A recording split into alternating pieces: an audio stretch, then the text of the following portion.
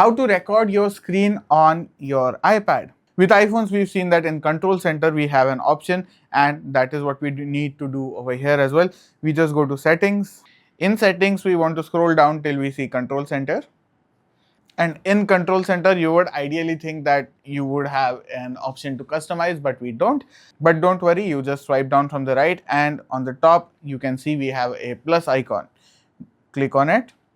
And here you can see we have an option to add a control. So click add a control, and then we have screen recording. So just drag and drop or just tap on screen recording, and that has come up. So you can also resize this according to your wants and needs.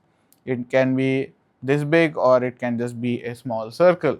I think this is a good enough size, a medium size, and this has now been added to the second page of my control center.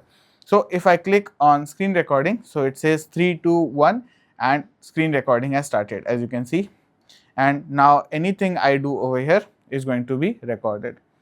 So if I press and hold down on the screen recording, you can see it is currently saving it to photos, which is fine. We have ChatGPT, Discord, and multiple applications. If we want to stop recording, we can just hit stop recording, and the microphone is currently off. If I turn it on, the microphone is on. Now it is capturing my audio as well.